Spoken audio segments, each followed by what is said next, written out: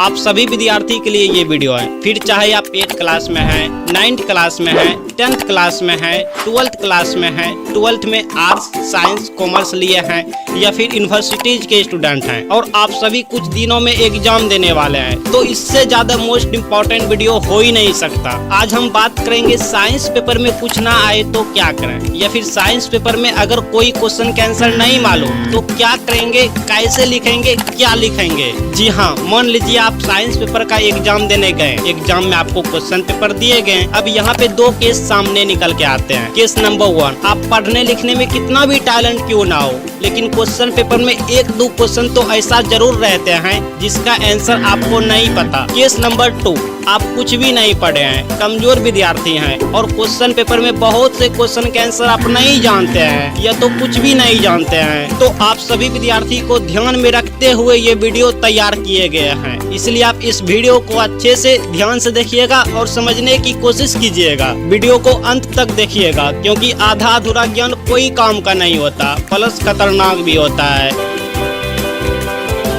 तो ये है साइंस का क्वेश्चन पेपर। अब क्वेश्चन पेपर में बहुत से क्वेश्चन रहते हैं, तो आप कितना भी पढ़ने लिखने में कमजोर क्यों ना हो, फिर भी आप 1-2 क्वेश्चन के आंसर जानते ही रहेंगे एग्जाम में। तो जो क्वेश्चन के आंसर जानते रहेंगे उनका आंसर दे देना है कॉपी के शुरुआती यानी पहला पेज में, उसी का आंसर लिख देना है। जो क्वेश्चन आप जानते रहेंगे ना, उसी का आंसर लिख देना है, क्योंकि क्वेश्चन पेपर में बहुत से क्वेश्चन रहते हैं भाई। तो 1-2 क्वेश्चन तो ऐसा होगा ही जिसका आंसर आप कुछ ही सही, थोड़ा बहुत ही सही जानते होंगे, तो आंसर शीट के पहला पेज में उसी को लिख देना है। अब जो क्वेश्चन के आंसर नहीं जानते हैं तो उनमें मेरा ट्रिक लगाना है। अब ट्रिक क्या है समझिए ध्यान से।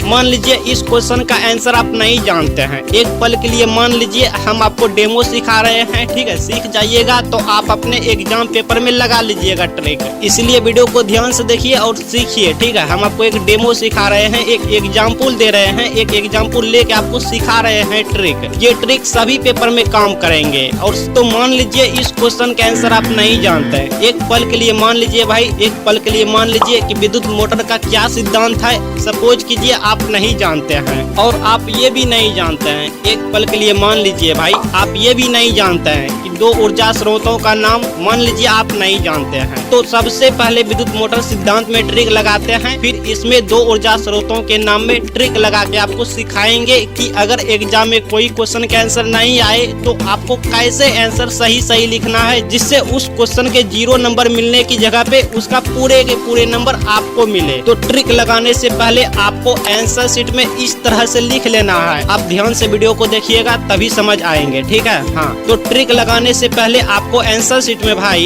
इस तरह से लिख लेना है, जैसे विद्युत मोटर का सिद्धांत वह सिद्धांत है, जो इस तरह से आपको तैयार कर लेना है। अब ट्रिक कहता है सबसे पहले ऑब्जेक्टिव में खोजना है। इस क्वेश्चन को ऑब्जेक्टिव में कहीं पूछा है क्या, या इसी क्वेश्चन से रिलेटेड कुछ तो ऑब्जेक्टिव में पूछा होगा ना। तो आइए हम चेक कर लेते हैं, देख लेते हैं। तो मैं सभी ऑब्जेक्टिव को यहाँ पे ध्यान से अच्छे से देख लेता हूँ। तो देखिए आप यहाँ पे देखिए 16 नंबर ऑब्जेक्टिव में इससे रिलेटेड पूछा है, विद्युत मोटर परिवर्तित करता है। तो इसका जो करेक्ट आंसर है भाई वो है विद्युत ऊर्जा को यांत्रिक ऊर्जा में परिवर्तित करता है। तो अगर आप इन ऑप्शन में से सही ऑप्शन जानते हैं तो बहुत अच्छी बात है। ऑब्जेक्टिव क्वेश्चन आंसर को आपको यहाँ पे सजा के कुछ इस तरीके से लिख देना है, जैसे हम आपको स्क्रीन पे दिखा रहे हैं। आप थोड़ा सा यहाँ पे वीडियो पॉज भी कर सकते हैं, अच्छे से ध्यान से समझ लीजिए। और हाँ, विद्युत मोटर रिलेटेड अगर आपको और भी कुछ याद है मन में तो आपको उसको भी उठा के यहाँ पे लिख देना है। यहाँ पे जो बचे हैं ना स्पेस, इसको भी थोड़ा सा और लिख देना है अगर आप विद्युत मोटर रिलेटेड कुछ जानते हो तो। नहीं जानते हो तो इतना ही रहने देना है, और नहीं तो और भी आप इससे रिलेटेड ऑब्जेक्टिव में ढूंढ सकते हो, ना मिले तो इतना ही रहने देना है। अब कुछ विद्यार्थी का सवाल होंगे कि सर मुझे ऑब्जेक्टिव का सही आंसर नहीं मालूम रहता तो मैं कैसे लिखता, या तो कुछ विद्यार्थी का ये भी सवाल होंगे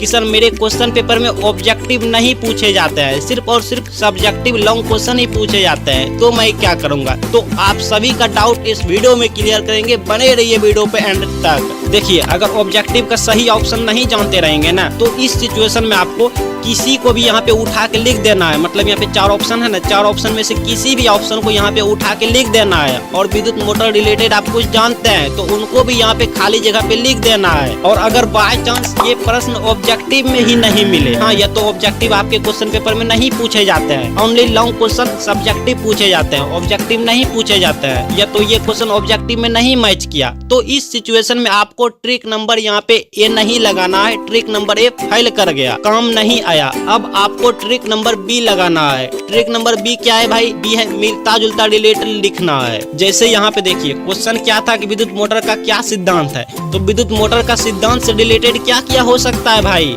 हो सकता है विद्युत जनित्र का सिद्धांत हो सकता है। आई मीन आप विद्युत जनित्र का सिद्धांत लिख सकते हैं, विद्युत मोटर का कार्य लिख सकते हैं, विद्युत जनित्र का कार्य लिख सकते हैं, या विद्युत मोटर के चैप्टर्स आपको जो भी याद है उसे भी आप लिख सकते हैं। बिकॉज एक एग्जामिनर खुद कहता है कि बच्चे के कॉपी में क्वेश्चन से कुछ ना कुछ रिलेटेड लिखी होनी चाहिए जिससे मुझे भी नंबर देने में बने, लेकिन सदा पेज खाली पेज नहीं होनी चाहिए। अब चलिए इस क्वेश्चन में ट्रिक लगाते हैं। मान लीजिए आप दो ऊर्जा स्रोतों के नाम नहीं जानते हैं, तो अब आपको ट्रिक लगाना है। ट्रिक क्या कहता है भाई? ट्रिक कहता है सबसे पहले ऑब्जेक्टिव में इससे रिलेटेड या यही मिल जाए तो और अच्छी बात है, खोजना है। अगर ऑब्जेक्टिव में ना मिले तो आपको ट्रिक नंबर बी लगाना है। और हम यहाँ पे ऑब्जेक्टिव में पहले खोज लेते हैं, तब जाके ट्रिक नंबर बी लगाएंगे, नहीं मिलेंगे तो यहाँ पे मैंने ढूंढ के रखा 40 नंबर ऑब्जेक्टिव क्वेश्चन में मिल गया कि निम्न में से कौन सा, निम्न में से होता है नीचे दिए गए कौन सा, यानी ये जो 4 ऑप्शन दिए गया है इनमें से कौन सा ऊर्जा स्रोत सौर ऊर्जा के व्युत्पन्न नहीं है। तो ध्यान से आप देखिए निम्न में से कौन सा ऊर्जा स्रोत, यानी ये जो 4 ऑप्शन है भाई, नीचे जो 4 ऑप्शन दिया गया है